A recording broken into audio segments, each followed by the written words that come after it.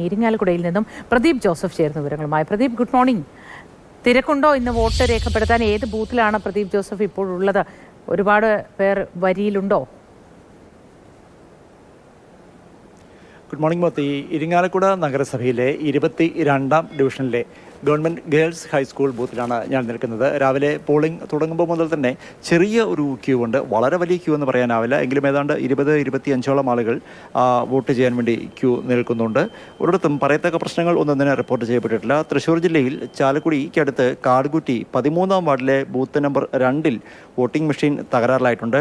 ഇതുമൂലം ഇതേവരെ ഇവിടെ പോളിംഗ് തുടങ്ങാൻ സാധിച്ചിട്ടില്ല. അതുപോലെ തന്നെ തൃശ്ശൂർ മറ്റത്തൂർ പഞ്ചായത്തിലെ 15ാം വാർഡിലെ 1ാമത്തെ ബൂത്തിലും വോട്ടിംഗ് യന്ത്രത്തിൽ തകരാർ കാണിക്കുന്നുണ്ട്. അതുകൊണ്ട് തന്നെ ഇവിടെയും ഇതേവരെ വോട്ടിംഗ് രേഖപ്പെടുത്താനായില്ല. മറ്റ് ഒരിടത്തും തന്നെ കാര്യമായ തടസ്സങ്ങൾ ഒന്നുമില്ല. വലിയ തിക്കും തിരക്കും ഒന്നുമില്ലാതെ തന്നെ എല്ലായിടത്തും പോളിംഗ് സുഗമമായി നടന്നുകൊണ്ടിരിക്കുന്നു. നമുക്കറിയാം, ഈ രണ്ടാം ഘട്ടത്തിൽ തെരഞ്ഞെടുപ്പ് നടക്കുന്ന 7 ജില്ലകളിൽ പൊതുവിൽ ശ്രദ്ധേയമായ ഒരു ജില്ല എന്ന് പറയുന്നത് തൃശ്ശൂരാണ്. കാരണം കരുവന്നൂർ സഹകരണ ബാങ്ക് വിഷയമടക്കം തൃശ്ശൂർ ജില്ലയിലെ പോളിംഗിൽ ഏതെങ്കിലും തരത്തിൽ പ്രതിഫലിക്കുമോ എന്നുള്ളതാണ് അറിയേണ്ടത്. പ്രത്യേകിച്ചും ഇരിങ്ങാലക്കുടയ്ക്ക് അടുത്താണ് കരുവന്നൂർ മേഖല സ്ഥിതി ചെയ്യുന്നത്. ഈ ഇരിങ്ങാലക്കുടയിലെ ഒക്കെ പോളിംഗിൽ ഈ കരുവന്നൂർ ബാങ്കിലെ വിഷയങ്ങളുമായി ബന്ധപ്പെട്ട പ്രശ്നങ്ങൾ ഏതെങ്കിലും തരത്തിൽ പ്രതിഫലിക്കുമോ എന്നത് കണ്ടറിയണം. അതേസമയം തൃശ്ശൂർ നഗരസഭയാണ് ഏവരും ആകാംക്ഷയോടെ ഉറ്റുനോക്കുന്ന ഒന്ന്. കഴിഞ്ഞ തവണ നമുക്കറിയാം, ആകെയുള്ള 55 ഡിവിഷനുകളിൽ 25 LDFും 24 UDFും നേടി. 6 ഡിവിഷനുകൾ NDA ആണ് നേടിയത്.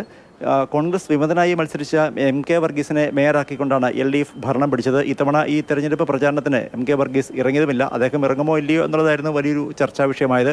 മാത്രമല്ല, അടുത്ത നിയമസഭാ തെരഞ്ഞെടുപ്പിൻ്റെ സമയമാകുമ്പോൾ മേയർ എന്ത് നിലപാടായിരിക്കും സ്വീകരിക്കുക എന്നൊക്കെ UDF ചോദിക്കുകയും ചെയ്തിരുന്നു. ജില്ലയിലെ തദ്ദേശ സ്ഥാപനങ്ങളിൽ 2020 തെരഞ്ഞെടുപ്പിൽ LDFിന് വലിയ മുന്നേറ്റമാണ് ഉണ്ടായത്. UDFിൻ്റെ കയ്യിലിരുന്ന പല പഞ്ചായത്തുകളും തദ്ദേശ സ്ഥാപനങ്ങളും നഷ്ടപ്പെടുന്ന സാഹചര്യമുണ്ടായിരുന്നു. തൃശ്ശൂർ ജില്ലയിൽ 7 നഗരസഭകൾ ഉള്ളതിൽ 5 LDFിനൊപ്പമാണ്. UDFിനൊപ്പം 2 മാത്രമാണുള്ളത്. ജില്ലാ പഞ്ചായത്തിലെ 29 ഡിവിഷനുകളിൽ 24 LDFിനായിരുന്നു.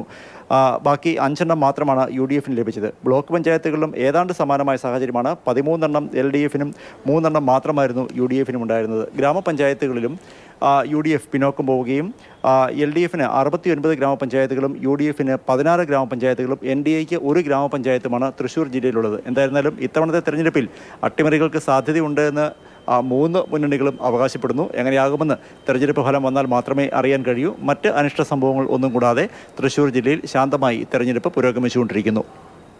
ശരി, പ്രദീപ് ജോസഫാണ് വിവരങ്ങൾ പങ്കുവച്ചത്. ഇരിങ്ങാലക്കുടയിൽ നിന്നുള്ള വിവരങ്ങളാണ്. സമഗ്രമായ രാഷ്ട്രീയ പശ്ചാത്തലം കൂടി ഒരുക്കുകയായിരുന്നു. ഏറെ പ്രത്യേകതകളുള്ള സ്ഥലം, കരുവന്നൂർ ബാങ്ക് അടക്കമുള്ള സ്ഥലത്ത് എങ്ങനെയാണ് രാഷ്ട്രീയമായി പൊതുജനങ്ങൾ ഈ തെരഞ്ഞെടുപ്പിനെ നേരിടുന്നത് എന്നത് കൂടിയാണ്